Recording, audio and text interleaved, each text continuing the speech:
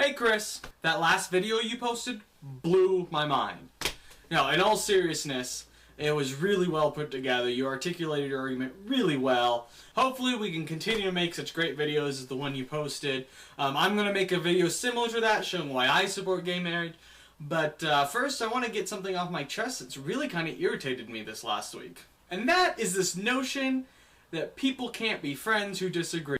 Now I know that sounds crazy, but a lot of people seem to be thinking that lately. I got in an argument earlier this week with a friend of mine.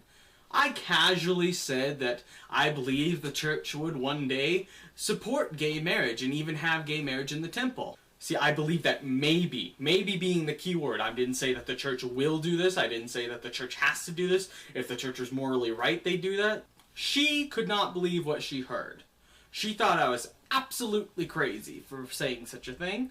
She said things such as, honestly, I just don't believe I'm Christ-like enough to handle my frustration when I hear someone say that gay people should be married in the temple. She said it's so far into false doctrine that it's just absolutely ridiculous. She even said that she was close to tears to hear me say that maybe one day the church will change its mind.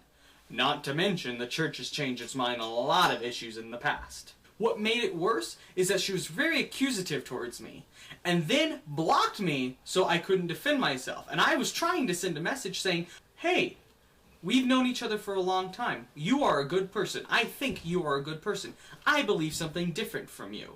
But that's okay, because in our church and in our country, we can have difference of opinions and we can discuss these things. So I posted a status saying that I was unfriended by someone. I didn't mention her name, because of my belief that gays may one day be married by the church. That sparked a hellstorm like none other. Proceeding from that, I had 10 more friends drop me, and some of them decided to message me saying how I was so lost, misguided, how they couldn't handle what I just said because it so offended them. How is something I believe offensive to you? It doesn't affect you in any way. You being against gay marriage does actually affect people. But my personal belief in religion, my personal religious belief, cannot offend someone. That can't happen. If it does happen, there's something wrong with you, not me. I don't get offended by people whose religious beliefs differ from mine, even within my own faith. I disagree with them, and I can recognize that.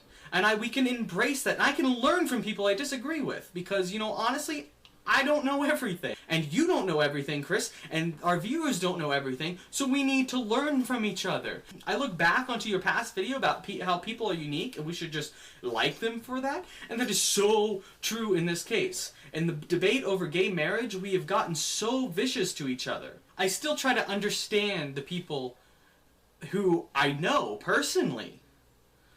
I don't call them demeaning things. I don't demean their beliefs. I don't say they're lost or misguided. You know, maybe I'm ignorant of a few things, and maybe they are ignorant of a few things. I mean, everyone's ignorant of something, right? I think this whole debate would go better if we can all just try to understand each other's sides. And remember that, and have respectful dialogue. The internet brings out the worst in us, I feel.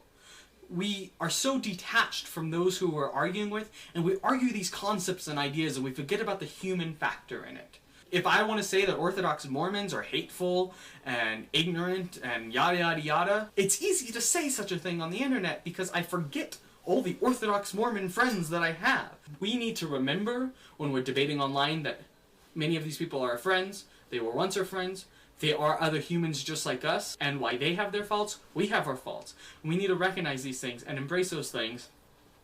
And that way, maybe we can actually have a civil discourse, that while people may support something that you view hateful, that doesn't mean that person is hateful. We all do bad or ignorant things, but that doesn't mean that that makes us who we are. If we keep that in mind, I think we could have a very good discussion about why homosexuals should get married. Anyway, Chris, I just wanted to make this video because the discourse over this last week has been fairly poor, I feel. I really hope people take what I said to heart, and when you discuss with your friends, to, you know, remember that they are your friends. Don't try to offend them, and don't try to be offended by them, because you can try to be offended. It's not that hard. Anyway, I will talk to you later. Don't forget to be awesome, and best wishes.